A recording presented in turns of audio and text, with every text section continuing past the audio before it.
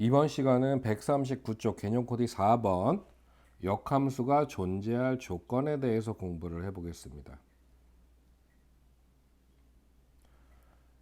앞 시간에 역함수에 대해서 배웠어요. 역함수는 x에서 y로 대응하는 함수가 있을 때 그 함수의 역함수, 역대응은 y에서 x를 대응하는 이 순서를 반대로 바꾼 거다. 즉 f에다 a를 대입했을 때 b가 나오면 역함수는 f 인버스 b는 a가 된다. 이런 관계를 가진 거라고 했죠.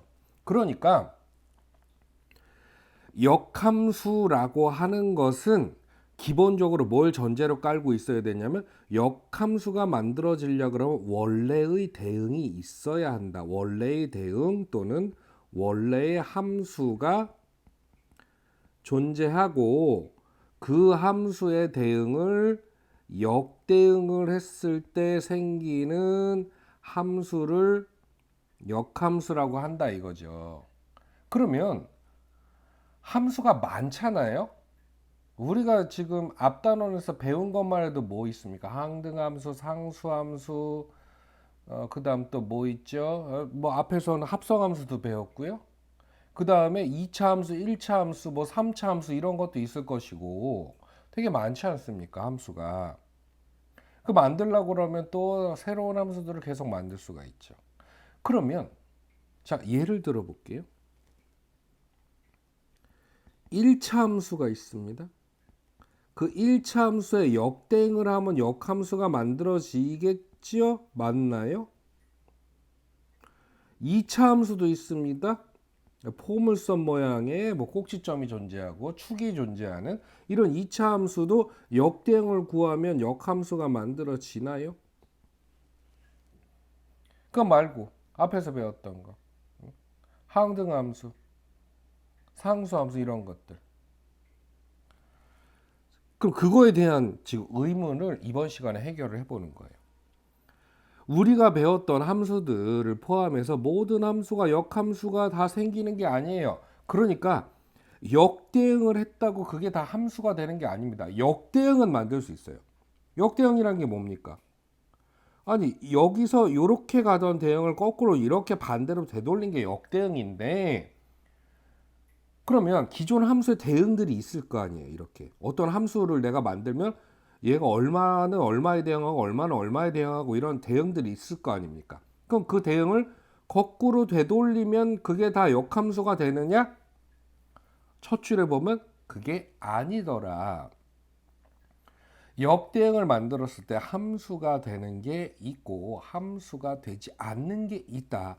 그러니까 제목이 뭐예요? 역함수가 어떤 건 되고 어떤 건 안 되니까 역함수가 될 수 있는 조건이 있단 말입니다. 자, 예를 들어서 fx는 x 세제곱 이건 3차 함수입니다. 이 3차 함수는 역함수가 존재해요. 나중에 배우게 됩니다. 그런데 gx 이거 몇 차 함수예요?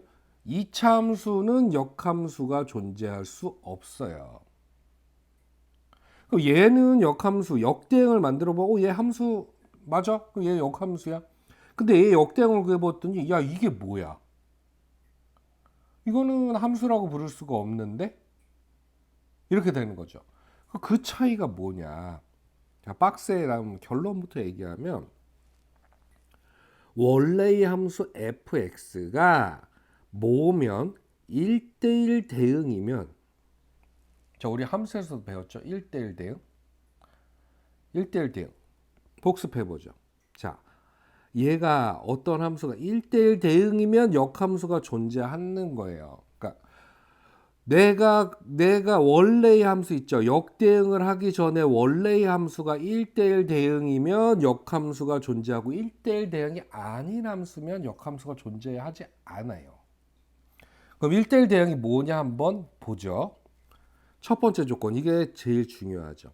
x1과 x2가 같지 않으면 fx1과 fx2도 같지 않다. 이거 벌써 까먹으신 거 아니죠? 1대1 이 가의 조건만 보면 얘는 1대1 함수의 조건입니다. 1대1 함수의 뜻이 뭐예요? 다른 값을 대입을 하면 얘네가 같지 않으니까 다른 값을 대입하면 함수값도 전부 다 겹치지 않고 다른 값이 나온다. 그러면서 이 조건 1번 조건만 만족하면 얘는 1대1 함수인데 거기서 이 함수의 치역과 공역까지 일치하면 1대1 함수를 넘어서 뭐가 된다? 1대1 대응이 된다. 이거 전 단원에서 한 거죠. 전 단원에서. 즉 f라는 함수가 1대1 대응이면 걔의 역대응을 구해봤을 때 그 역대응이 역함수가 될 수 있다 이겁니다. 모든 역대응이 함수가 될 수는 없는 거예요. 여기서 다시 한번 얘기를 드리면 자 보죠. 자, 요 대응을 볼게요. 왜 안 되는지. 왜 여기에 있는 내용들은요. 여기에 있는 내용들은 1대1 대응이 아닌 함수가 왜 역함수가 만들어질 수 없는지에 대해서 사례별로 설명하고 있는 겁니다. 한번 볼게요. 첫 번째 사례는 뭐냐면 얘가 1대1 함수가 아니에요. f라고 하는 함수가 정의역은 1, 2, 3이고 공역은 1, 2인데요. 자, 1도 1에 대응을 하고요. 3도 1에 대응을 합니다. 즉 다른 값을 대입했는데 함수 값이 겹치니까 1대1 대응 1번 조건에 어긋나는 함수죠. 얘 1대1 대응 아닙니다. 그러면 얘 역대응을 생각해 보세요. 역대응. x하고 y를 바꿔서. 그러면 y의 1이 1하고도 대응이 되고 뭐하고도 대응이 돼요? 3하고도 대응이 되죠. 뭐 2는 상관이 크게 문제가 없네요. 얘는. 근데 보세요. 역대응은 만들 수 있어요. 이렇게. 아니 그냥 이거 화살표 반대로 바꾸면 되니까 이건 역대응을 만든 겁니다만 역대응을 만들었는데 얘가 함수가 돼야 얘가 역함수가 존재하는 거 아닙니까? 근데 지금 이제 역대응을 했으니까 얘가 정의역 역할하고 얘가 x 역할을 하는 거예요. x 역할. 그러면 함수에서 x 하나에 y 하나씩이 대응이 돼야 되는데 x 하나에 y 몇 개가 대응이 돼요? 두 개가 대응이 돼요. 1대1 함수가 아니니까 1대1 함수가 아니니까 한 이렇게 돼 버립니다. 이러면 함수로 정의되지 않는 거죠. 그래서 f에서 x와 대응하는 y가 중복이 될 경우 역대응을 하면 정의역 하나가 이렇게 공역과 여러 개 대응하게 돼서 이거는 함수가 될 수가 없는 거죠. 즉 1대1 함수가 아니니까 역함수가 만들어지지가 않네요. 되겠습니까? 그 다음 뭐죠? 이번에는 얘는 문제 없는 것 같은데 함수값이 겹치지 않잖아요. 근데 여기 이 대응을 봤을 때 이 f는 무슨 함수입니까? 1대1 대응이에요? 1대1 함수예요? 1대1 함수예요. 함수값이 겹치지는 않지만 치역하고 공역이 달라요. 즉 공역에 남는 게 있다는 얘기죠. 이걸 역대응을 해버리면 어떻게 됩니까? 그러면 1, 2, 3이 공역이 돼버 정의역이 돼버리고요. 1은 1로 대응하고 3은 2로 대응을 하는데 2가 대응을 하지 못하네요. 즉 치역과 공역이 다르면 그럼 보통 공역의 원소가 더 많아서 공역 중에 대응이 되지 않고 남아도는 애가 있다는 얘기죠. 그걸 역대응을 해봐요. 그러면 어떻게 됩니까? 함수라는 것은 정의역, 이게 x죠, x. 이제 얘가 x가 된 거죠. 정의역이 한 번씩만 빠짐없이 공역하고 대응이 돼야 되는데 대응이 안 되고 남아도는 게 있죠. 그러니까 얘도 뭐예요? 역대응을 해봤더니 이게 함수가 될 수가 없는 거예요. 함수가 되질 않아요. 즉 역대응을 만들면 뭐하냐? 함수의 조건을 만족시키면 역함수가 존재할 수 없다 이겁니다. 결론은. 그러면 역대응을 했을 때 함수의 조건을 만족시킬 수 있는 애가 뭐다? 1대1 대응인 함수다. 1대1 대응인 함수기 때문에 어떤 함수의 역함수를 만들 수 있느냐 없느냐는 원래의 함수가 1대1 대응인지 아닌지를 살펴보면 된다 이겁니다. 자, 자 그래서 다시 한번 정리하면요. f의 역함수는 대응 방향의 반대로 바뀐 함수. 당연한 얘기죠 지금.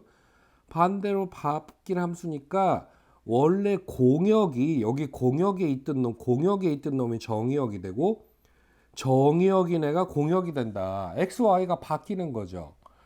그러니까 방금 두 예에서 안 되는 예에서 찾아봤듯이 해봤듯이 이런 역대형의 함수의 조건을 만족시키려면 1대1 대응밖에 안 된다 이거예요. 정리되셨어요?